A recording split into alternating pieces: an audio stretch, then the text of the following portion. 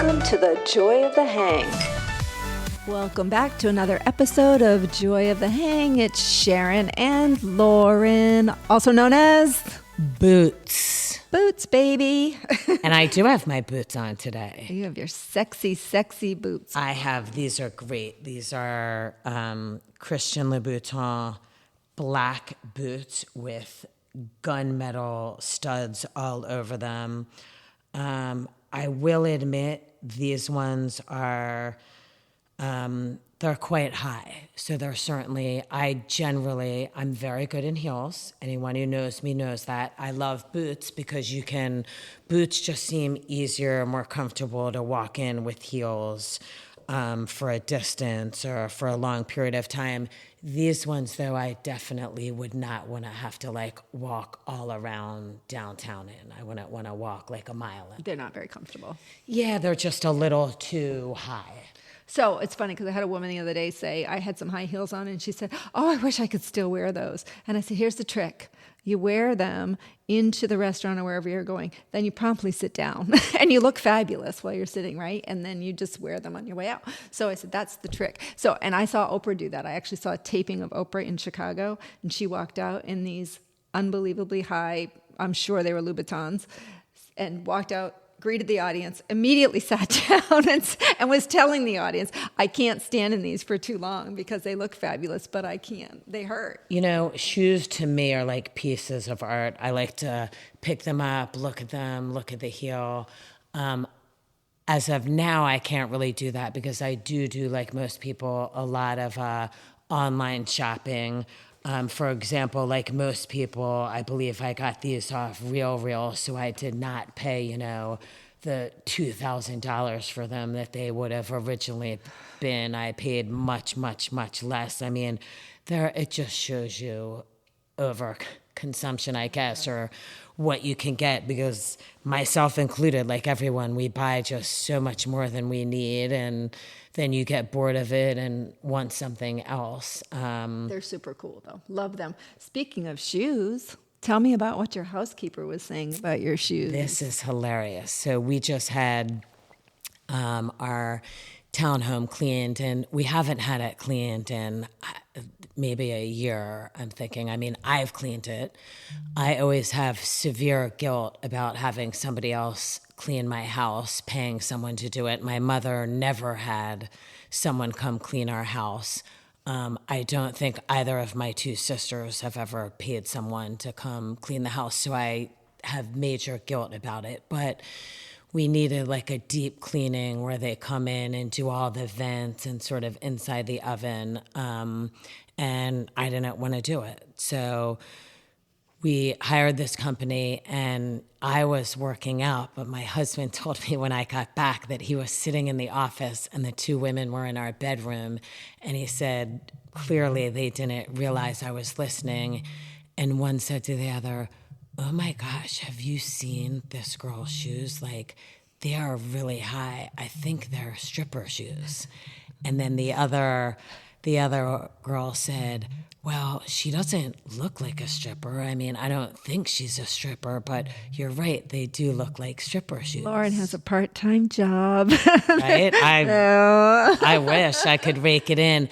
But then it kind of made me laugh. I said to my husband, what makes them a stripper shoe, Sharon? It's sort of like with a yacht. I mean, I don't own a boat, but we have lots of friends that have boats, and I know there's a certain size that makes a boat a yacht. So is there a certain, heel height that makes it a stripper shoe as compared to a normal shoe? Well, I think, strippers definitely wear higher heel shoes. It makes their legs look longer when they're wrapping their legs around the pole, right? So yes, I do. You don't normally see strippers in a kitten heel. You would see them in a 6-inch, acrylic. No, you don't. Clear but acrylic I shoe. wear them well. I know there are other women that do. It's so fun to wear super high heels. Yeah. I feel cool. I feel like me. I feel like sexy. And I wear ones that I can walk in. I just wore ones out the other night when I was with you. Do you remember that when we went downtown, I can't remember what event it was for, but I fell on my ass in my very high heel boots like those? Do you remember? You weren't walking with me, I guess, but one of our friends thankfully caught me, but I caught my heel in one of the bricks. I didn't know that, but it does happen from time to time. I made a fool of myself. I have what looks like a major turf burn on my knee because the other night when I was wearing those super high red ones, I fell getting out of the Uber. I sort of twisted my ankle and caught myself on my knee. So it does happen, but I have to admit, that's rare. Yeah, it is rare. The price we pay for fashion. Yeah. Yeah, no, it is rare. But to the stripper heel note, I think I told you, I had so much fun this past Saturday. Yes. A girlfriend of mine had a birthday, and there were like 13 of us, and she wanted to go to this pole dance class where we would learn a couple of things on the pole and then go out to dinner after. It was so fun. Have you ever done one? I haven't, but I've always wanted to. I wanted to take the class. Only because I think it takes a lot of strength to be a pole dancer, and I actually think it's beautiful. And I think in a really strange way, strippers are very powerful. And, I just feel like, if you're out there and you're owning your sensuality and you're able to dance and you're just, I don't think of it as a bad thing. I just think there's nothing wrong with it, I guess. I don't think of it. I'm stumbling on my words, but I don't think. I think you and I feel the same. I mean, yes, I guess you could certainly, like anything, go down a rabbit hole with this and suggest that women aren't treated well and there's a reason they're doing it and they were abused as kids or what have you. But I look at it like an art form. I think that so many women who do it are extremely talented and look beautiful when they're working around the pole. A big misconception people think is that you're using all your arms, but you're not. To some degree, if you climb up the pole, you're somewhat using your arms, but it's a lot of inner thigh work to use the pole and spin around the pole. To that note, you wear shorts when you go in the class because you actually need the contact of your skin to the pole to be able to do the moves. If you wear, stretch pants, what have you, you'll just slide right down the pole. But it's very sort of fun, empowering, and it's great to see, women of every different age, every different size, just sort of doing their thing. And I would say a lot of feminists would say it's degrading for women, right? It's a weird thing. Like I don't know. Like I said, it doesn't bother me. I feel like I'm pretty open-minded and somewhat conservative, but I just feel like, if that's the way they make their living, good for them. I mean, I think it's harmless. I feel the same way, but I think you and I are unique in that we can see sort of a bigger picture and the choices people might make in life. And just because someone makes a choice that isn't the choice you would make doesn't mean that they're any less than or making a bad or wrong And oftentimes choice. These women are very intelligent. It's not like they're like, from the wrong side of the tracks or anything. Like they're oftentimes very intelligent, very attractive women. And I actually think they're taking advantage of the men, not the other way around. So if men are willing to pay their hard-earned money for it, there are always two sides to that. It's sort of like, not to be political at all, but this is just mentioning what people said, not being political. I loved when an interviewer asked Melania Trump and looked her dead in the eye and said, well, let's be honest, he is like, you're only with him because of all the money he has, and you would never, ever consider being with him if he wasn't, rich or had a lot of money. And she looked the reporter dead in the face and said, do you think he'd ever be with me if I didn't look like this? Which was such a great, comment. So you're each getting what you want. Yeah, they've been together 20 years. Yeah. So it works for them. Right? Yeah, 100%. So that sounds like a fun Party. Yeah, it was a really fun party. And then afterwards, we went to dinner. We talked about it. Did you learn any new moves? That's what I want to know. Well, it was really fun to learn how to spin around the pole. It was very hard. I think women our age have a little bit of harder time with the dizziness thing. I don't know if it's just an age or you just have to be better about that, being able to focus on one thing. You know, I know dancers have to do that, ballerinas when they spin around. The only issue I had is it made me dizzy when we did a lot of the spinning stuff. Interesting. Yeah. I can see that.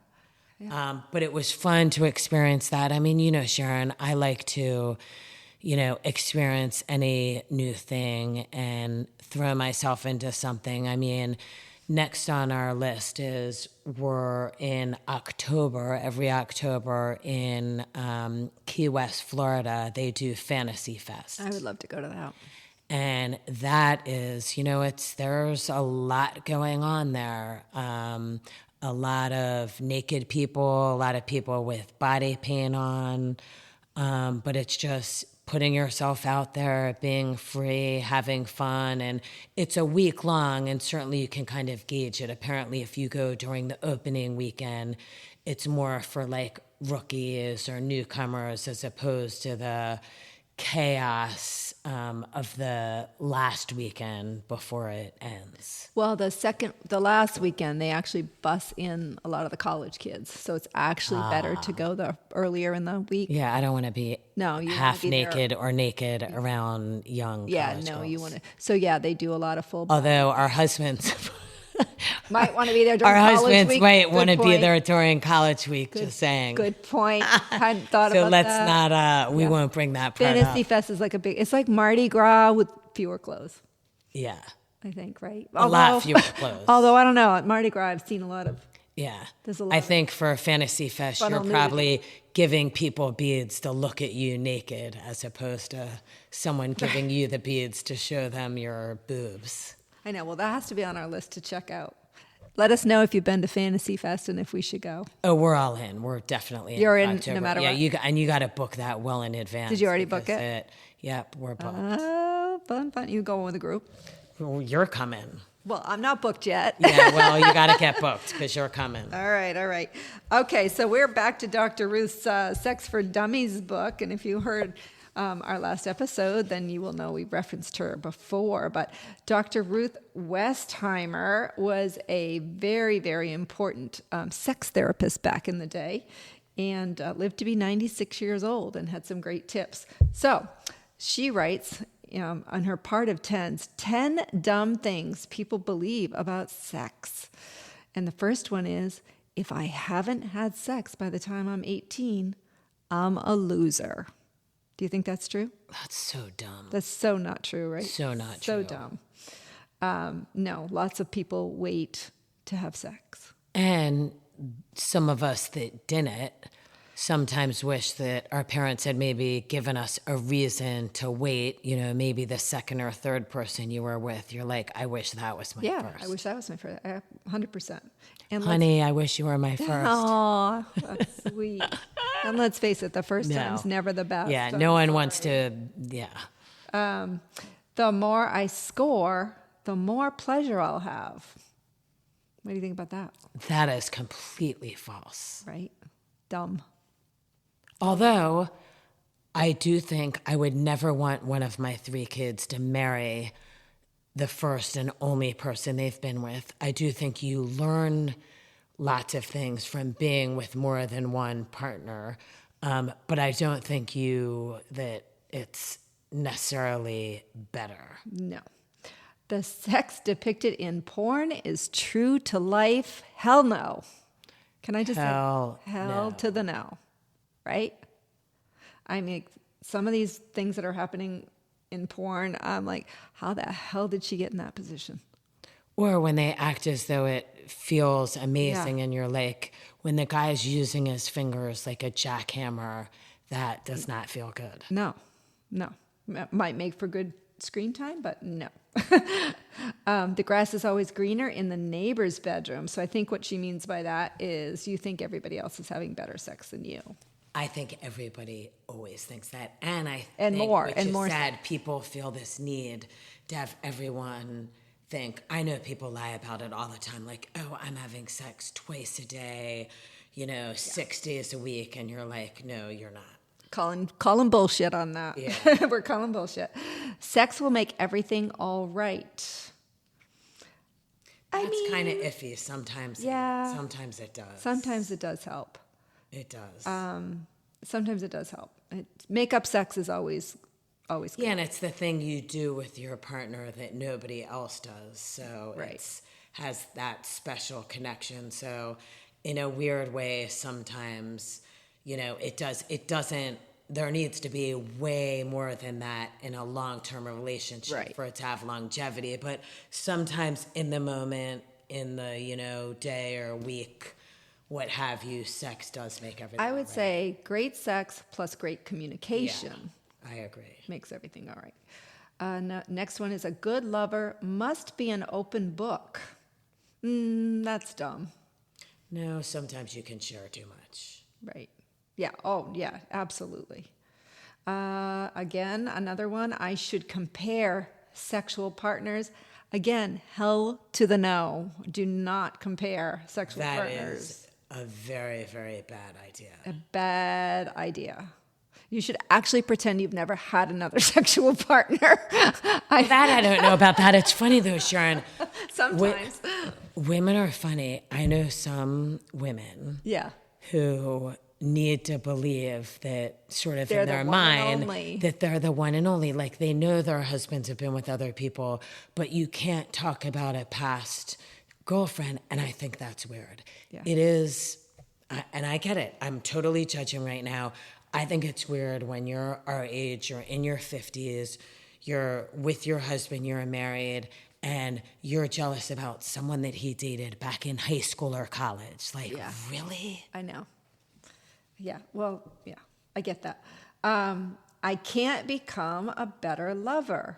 You can always become a better lover. And how does one do that? How would one become a better lover? By communicating.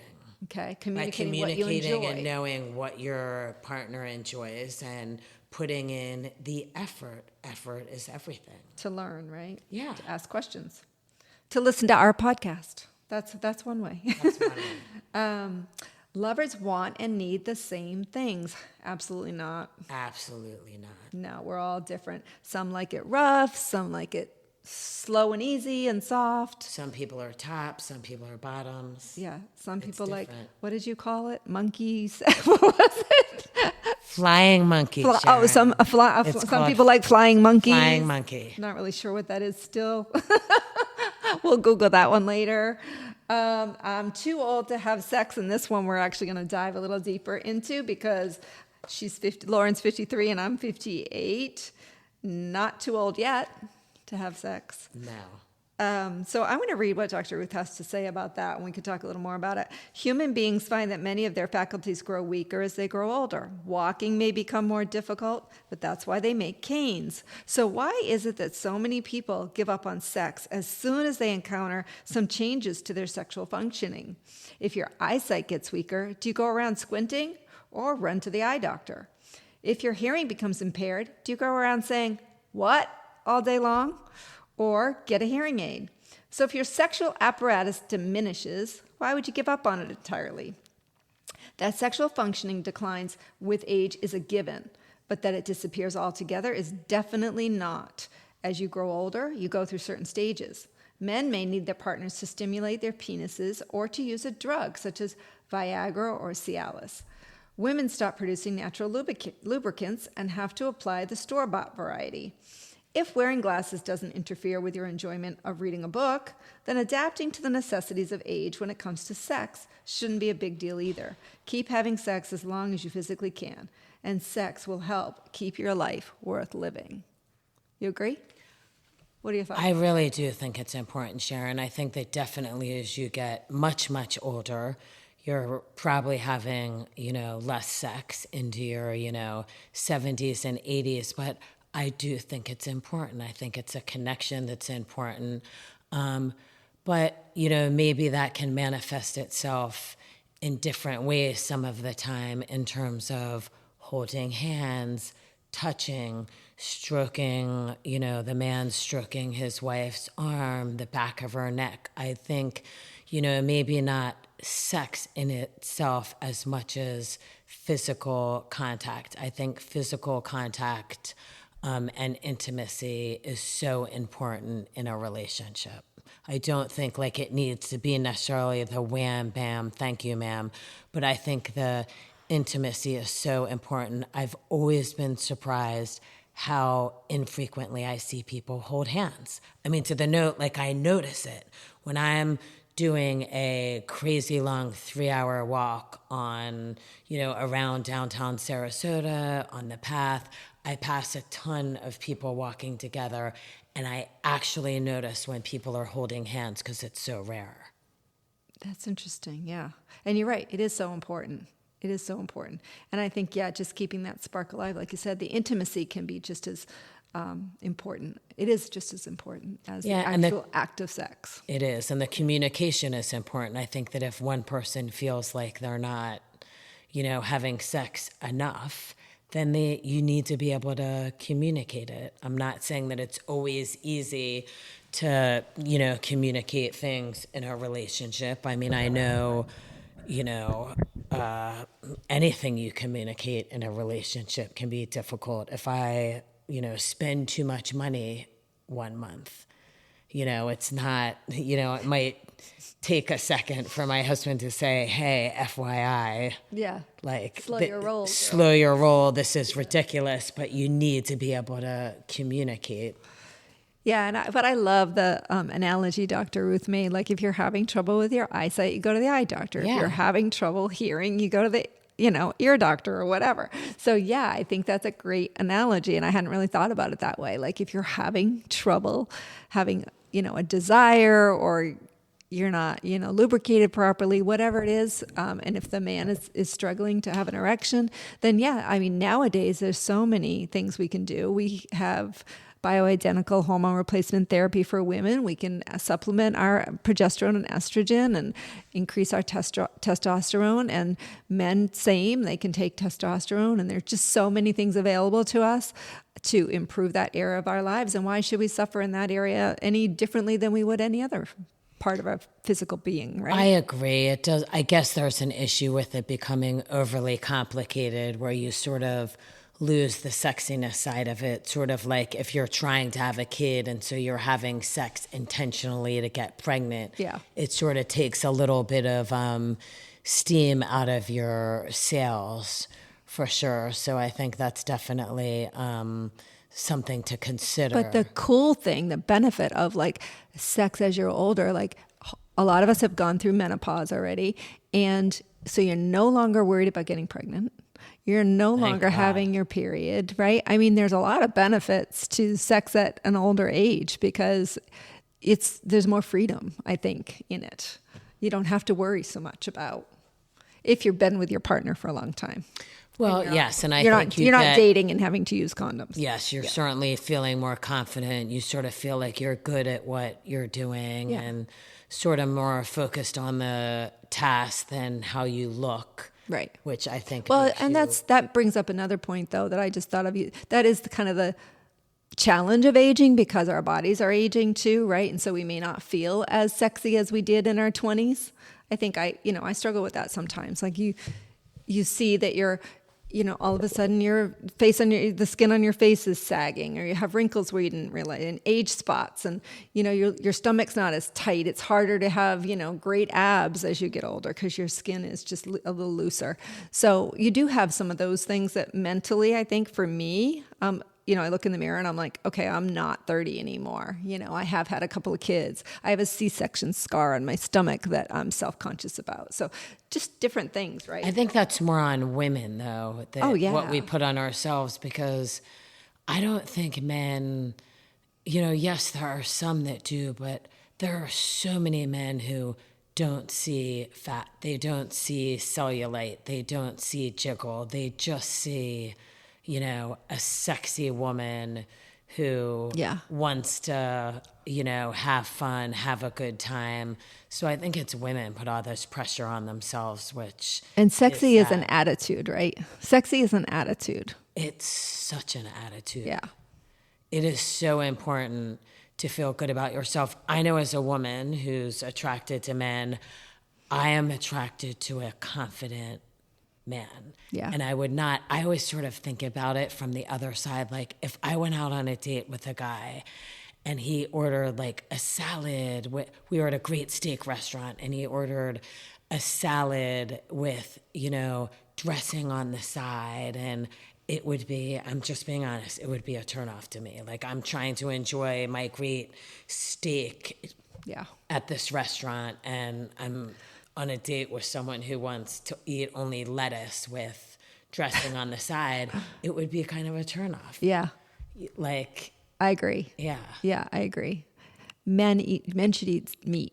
What? No, I just mean I can imagine like how it is for men. when Oh, they if go a out woman does that and she just women- orders a salad. Women do that all Yeah, the time. they 'Cause do. They're so concerned about how They they do. look. Yeah, And, true. I can't imagine that that's a turn on when you're with someone who is so focused on Yeah. the way they physically look and being thin that they don't want to go out and enjoy a meal or Right. Have a glass of wine. have a glass of wine because they're worried about the calories. Right. Yeah. Well, I think that's about wraps up our episode of Joy of the Hang this week. Anything else you want to share before should we talk about any more advice that we have to our younger selves? Is there any advice that you have today that you can think As I of? always say, I know Sharon, you always I have always have advice for my I'm not sure I do, but you younger go ahead. self, and I certainly will say this as we've come into the era with texting and email, and you can be in touch with someone 24/7. I would tell anyone who is out there who's younger, like, don't be reactive. Like if you read a text, you read an email, that upsets you or makes you angry, dear God, sleep on it. Put it aside for 24 Put it hours. aside Yeah. for 24 hours, sleep on it, because nothing productive comes from having an immediate reaction and firing something off. It's never, ever going to benefit you. Yeah, that's great advice. And that's true of several areas of our lives, right? Right. Be less reactive, Yes, less reactive. more intentional. Yeah, I like that.